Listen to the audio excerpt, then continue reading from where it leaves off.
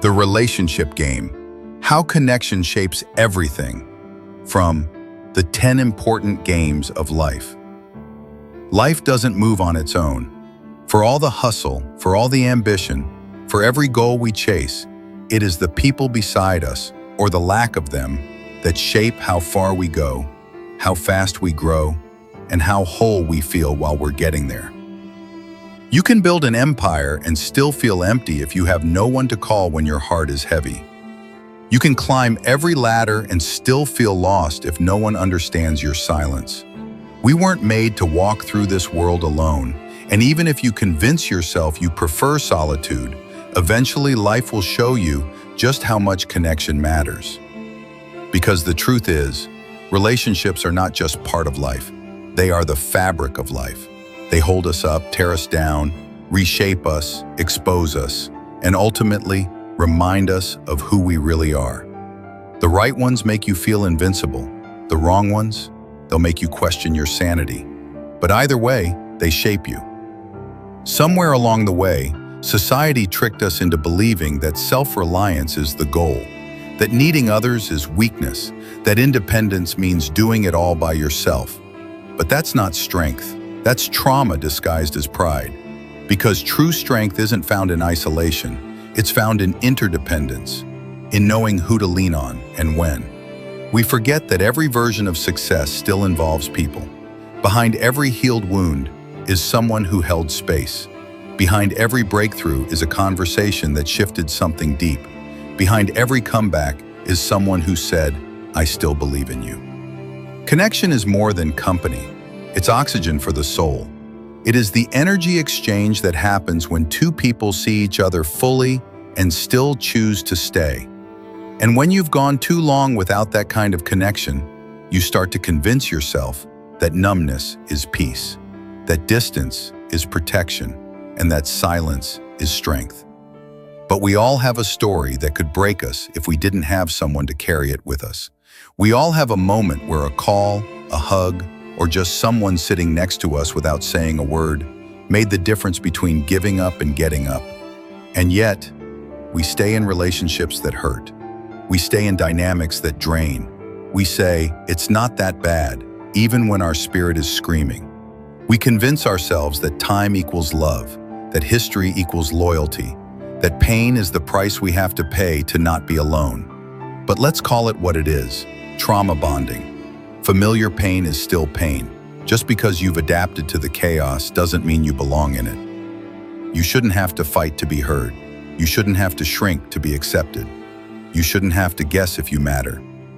Love should never feel like you're bleeding to keep someone else whole. And let's talk about loyalty. Because real loyalty isn't staying in a room where you're no longer respected. It isn't sacrificing your peace so someone else can stay comfortable. Loyalty isn't just to others, it's to yourself. And the relationship you have with you sets the tone for everything else. You teach people how to love you by how you love you. You teach people what's acceptable by what you tolerate. You teach people your worth by the boundaries you set, not just the words you say. If you don't believe you deserve softness, you'll choose hard love and call it passion. If you don't believe you deserve consistency, you'll normalize being treated like an option. If you don't know your value, you'll mistake attention for affection and presence for investment. That's why your healing matters. Because until you heal, you'll keep writing the same love story with different names. You'll keep choosing chaos that feels like home and ignoring peace that feels unfamiliar. But peace isn't boring, peace is clarity, peace is freedom, peace is finally not having to wonder who you are in someone else's eyes. And not everyone deserves access to your peace. Let me say that again. Not everyone deserves access to your peace.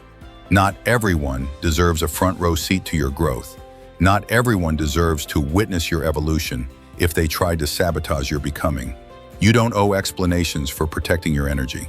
You don't owe anyone a place in your life just because they once had one. Seasons shift, chapters close, and some people are only meant to be bookmarks, not co-authors. And when the right ones come, it feels different. It's not forced. You don't feel like you're performing. You're not exhausted trying to be enough. You're not apologizing for your softness or your ambition. You feel seen, heard, safe. Real connection feels like alignment, like two souls walking in rhythm, like truth without fear, like accountability without shame. Like home, even when you're far from it, you need that in your corner. Not just in lovers, but in friends, in mentors, in business, in family. You need people who can sit with your shadow and still remind you of your light. People who celebrate your wins and hold you down in your losses. People who pour into you, not just when they need something, but just because they can.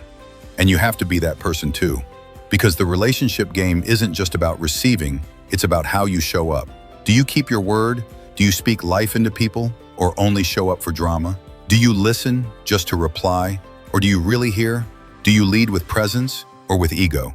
Do you build bridges, or do you burn them to feel powerful?